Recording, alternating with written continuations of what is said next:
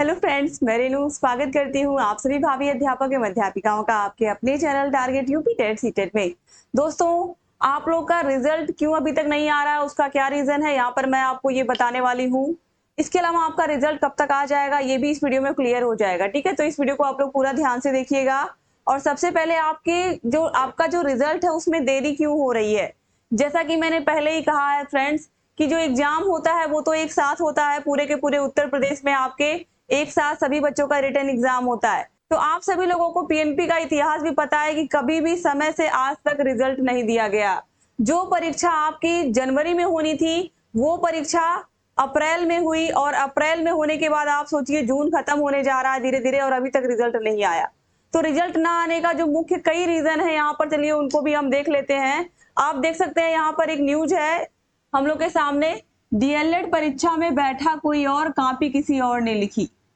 अब आप समझ सकते हो कि जो हमारा डीएलएड है 2023 बैच की यहाँ पर बात हो रही है। आप देखिए, सेमेस्टर परीक्षा में कॉपी के पेज बदलने तथा कॉपी परीक्षार्थी के बजाय किसी और द्वारा लिखने के स्तर तक नकल हुई। उत्तर पुस्तिका के मूल्यांकन में कुछ जिलों में इस तरह के मामले सामने आए हैं। आप सोचिए, केवल परीक्षार्थी बैठा था और उसकी कॉपी किसी और ने लिखी। अब आप समझ सकते हो कि क्या स्थिति है, लेट क्यों हो रहा है। जब ऐसी ऐसी स्थितियां कई जिलों में बन जाएंगी जहां पर कॉपी किसी और ने लिखी है और बच्चा कोई और बैठा था, और कॉपियां ही, कॉपी का कवर तो वही है लेकिन अंदर अंदर से कॉपी बदल दी गई है। तो ऐसे ऐसे होशियारी लगाई गई है जो केंद्र व्यवस्थापक हैं या जहां पर भी परीक्षा कराई जा रही है, कहीं ना कहीं केंद्र व्यवस्थापक जो वहां के होते हैं उनकी जिम्मेदारी होती है कि सही प्रकार से जो एक तरीके से डीएलएड का एग्जाम उसको कराया जाए। लेकिन जब इस तरीके की चीजें दिखेंगी तो कहीं ना कहीं इन सब चीजों की वजह से भी गड़बड़ी, जब जब एग्जाम में पता गया कि गड़बड़ी हुई है तो पीएनपी निश्चित रूप से उसमें भी समय लगाएगी उसको भी जांचने में। और ऐसे बच्चों का तो निश्चित रूप से जो डीएलएड है उसको तो निरस्त ही कर देना चाहिए। ऐसे लोगों को डीएलएड करने ही नहीं देना चाहिए जो लोग इतना सारा दिमाग लगाते हैं। बच्चा वही बैठा है लेकिन कॉपी उसकी किसी और ने लिख डाली है। ये कैसे हो जाता है फ्रेंड्स, आप देख सकते हो किस तरीके से यहाँ पर बताया गया है कि आप देखिए कई जिलों में इस तरह के मामले सामने आए हैं। कौशाम्बी में परीक्षार्थी तो परीक्षा केंद्र में उपस्थित रहा, जिसका एग्जाम था वो परीक्षा केंद्र में था, लेकिन उसकी कॉपी में उसकी लिखावट नहीं थी, यानी कि उसकी कॉपी किसी और ने लिखी थी पहले से ही। कॉपी का कवर पेज सही था लेकिन अंदर के पेज बदले गए हैं। दो कॉपियों पे एक जैसी लिखावट मिली, दोनों कॉपियों पर अनुक्रमांक अलग अलग कक्ष के परीक्षार्थियों के हैं। कॉपियों को उत्तर प्रदेश परीक्षा नियामक प्राधिकारी यानी कि पीएनपी कार्यालय में मंगलवार जांचने में नकल की पुष्टि हुई और इन परीक्षार्थियों का परिणाम जारी नहीं किया जाएगा। संबंधित परीक्षा केंद्र को काली सूची में डाल दिया गया, ब्लैक लिस्ट में डाल दिया गया कि अब जहां पर ऐसी घटना हुई है कि किसी बच्चे की कॉपी किसी और बच्चे ने लिखी है और वो जो बच्चा है वो दूसरे कमरे में बैठा हुआ था, यानी कि उस बच्चे से उसकी राइटिंग मिल रही है। तो आप समझ सकते हो कि क्या स्थिति है। हमारे डीएलएड का जो एग्जाम हो रहा है या जो सेंटर बनाए जा रहे हैं, जो केंद्र व्यवस्थापक है वो किस तरीके की व्यवस्था कर रहे हैं कि इस तरीके के मामले सामने आ रहे हैं। इसके बाद देखिए, नकल कराने में संलिप्त लोगों ने 5-6 साल से ज्यादा पुरानी उत्तर पुस्तिकाओं का उपयोग किया है। पीएनपी ने परीक्षा के लिए जो उत्तर पुस्तिकाएं भेजी थी उनके पेजों पर पंजीकृत कर पनिप्र यानी कि परीक्षा नियामक प्राधिकारी अंकित किया गया और मूल्यांकन में कौशाम्बी के जिस अनुक्रमांक वाली कॉपी के पेज बदलने का मामला आया है उनके पेजों पर वीप यानी कि रजिस्ट्रार विभाग परीक्षाएं अंकित है। मामला संदिग्ध होने पर मूल्यांकन केंद्र से पीएनपी सचिव अनिल भूषण चतुर्वेदी को जानकारी दी गई। सचिव ने दोनों कॉपियां पीएनपी पर मंगवाई और केंद्र आख्या भी मंगाई। प्राचार्य व केंद्र व्यवस्थापक के साथ दोनों परीक्षार्थियों को पूछताछ के लिए बुलाया गया, यानी कि जो बच्चा बैठा था और जिसने कॉपी लिखी थी दोनों को बुलाया गया और इसमें से एक परीक्षार्थी नहीं आया, जबकि पीएनपी आए परीक्षार्थी की लिखावट उसके अनुक्रमांक वाली कॉपी से नहीं मिली। यानी कि जो बच्चा खाली बैठा था जिसकी कॉपी किसी और ने लिखी थी, उसकी जब लिखावट चेक की गई तो उस कॉपी से मेल नहीं खाई। इसके बाद देखिए, हालांकि कवर पेज से परीक्षार्थी ने अपनी कॉपी होने की पहचान कर ली, इसके अंदर के पेज से स्पष्ट हुआ कि पुरानी कॉपी में अलग से लिखवाया गया और उसके पेजों को संबंधित परीक्षार्थी के कवर पेज वाली कॉपी में संलग्न कर दिया गया। यानी कि पुरानी कॉपी का जो पेज है वो नई कॉपी के कवर के ऊपर जो इस समय कॉपियां आ रही हैं उसी में उसको डाल दिया गया और जो जो कॉपियां थी वो 2018-19 में जो प्रयोग होती थी पीएनपी की तरफ से, वो कॉपियां थी। अब आप समझ सकते हो कितना दिमाग लगाया गया है यहाँ पर। इसके बाद देखिए, संलग्न किए गए पेज पर बी प अंकित है, यानी कि रजिस्ट्रार विभागीय परीक्षाएं अंकित है, और बी प अंकित या कापियों का उपयोग पीएनपी ने 2018-19 से बंद कर दिया गया। 18-19 के बाद इन कॉपियों का फिर उपयोग नहीं हुआ है। अब देखिए, केंद्र व्यवस्थापक एवं प्राचार्यों ने भी जांच के दौरान स्वीकारा कि दोनों कॉपियों की लिखावट एक है, और इस तरह प्रयागराज मूल्यांकन केंद्र पर आई कई कॉपियों में भी पेज बदले होने का मामला जांच के दायरे में है। इन केंद्रों के अलावा कुछ और जिलों के मूल्यांकन केंद्रों से एक तरीके से ये इस तरह की स्थिति जो है वो इस तरीके से और संदिग्ध कॉपियों को अलग अलग जिलों से भी मंगवाया गया है और चेक किया जा रहा है कि वहां पर भी ये स्थिति है। तो पीएनपी सचिव ने कहा है कि नकल मामलों में कड़ी कार्रवाई की जाएगी।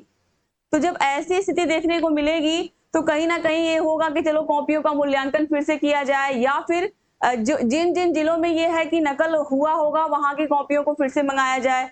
तो ये सब चीजों में फ्रेंड्स कहीं ना कहीं समय लगता है, और जब समय लगेगा तो आप सभी को पता है कि देरी होगी। और देरी इस तरीके से हो रही है कि जो 2 साल का कोर्स है आप लोगों का डीएलएड का, वो 3 साल का बन जा रहा है। फ्रेंड्स, हम सभी लोगों को पता है कि हम सभी लोग शिक्षक बनने की ट्रेनिंग ले रहे हैं। आप सभी लोग इतनी मेहनत से डीएलएड की पढ़ाई कर रहे हैं, और जो स्थिति है अगर सही मामले में देखा जाए या सही मायने में देखा जाए तो हमारा जो पूरा का पूरा शिक्षा तंत्र है, चाहे वो बेसिक शिक्षा विभाग हो, चाहे वो उच्च शिक्षा विभाग हो, चाहे वो माध्यमिक शिक्षा विभाग हो, चाहे वो पीएनपी हो, जहां पर भी चाहे वो पढ़ाई हो रही हो, चाहे वो ट्रेनिंग हो रही हो, चाहे वो बीएड के कॉलेज, हर जगह यही स्थिति है। कहीं पर भी समय से कोई काम नहीं होता, समय से कोई काम होता ही नहीं है। हर चीज में लेट लतीफी होती है, और उसी का असर है फ्रेंड्स, क्योंकि मुझे भी पता है कि जब तक चाहे सेकंड सेमेस्टर के जितने भी भाई बहन हैं, मैं अच्छे से समझ सकती हूँ आप लोग की प्रॉब्लम, कि जब तक रिजल्ट नहीं आता है तब तक पूरी तरीके से मन नहीं लगता है अगले सेमेस्टर को पढ़ने में। लेकिन आप सभी को पता है जैसे ही रिजल्ट आएगा, रिजल्ट आते ही 1 से 1.5 महीने में आपकी जो कॉपियां हैं वो क्या होने लगेंगी, आप लोग के जो एग्जाम है उसकी डेट आनी शुरू हो जाएगी। तो इसीलिए फ्रेंड्स, आप लोग अपना पूरा मन बना करके अपने 3rd सेमेस्टर की तैयारी करिए। तो फ्रेंड्स, यहाँ पर ये न्यूज है, इसको बताने का एक ही पर्पस था कि ऐसी ऐसी घटनाएं जब होंगी, आप सोचिए अब एक बार कॉपी चेक हो गई, उसके बाद कुछ संदिग्ध कॉपियां किसी जिले में पकड़ी गई, फिर उसकी वजह से और जिलों में जहां पर संदिग्धता इस तरीके की का दिखाई दे रहा है कि हाँ इस तरीके का मामला, वहां से भी कॉपियां वापस पीएनपी पे आ रही हैं। तो इस तरीके से ये जो पूरा समय है एक तरीके से रिजल्ट का, ये और बढ़ जा रहा है रिजल्ट देने का, कहीं ना कहीं एक तरीके से और लेट लतीफी इन सब कारणों से हो रही है। तो ऐसे लोग अगर अभी नकल कर रहे हैं, ऐसे लोग अगर अभी से इतना दिमाग लगा करके डीएलएड पास करने के लिए इतने परेशान हैं कि वो डीएलएड नहीं पास कर पा रहे हैं, तो ऐसे लोग जब यूपी टेट देंगे, सुपर टेट देंगे, तो वो लोग भी वहां पर भी ये लोग जुगाड़ ही लगाएंगे, किसी तरीके से हमारी कॉपी हम पास हो जाएं, किसी तरीके से हम कहीं से पैसे देकर किसी तरीके से हम शिक्षक बन जाएं। तो ऐसे लोगों को तो डीएलएड से निकाल ही देना चाहिए, जो लोग इतना दिमाग लगा करके कॉपी अपनी बदलवाते हैं।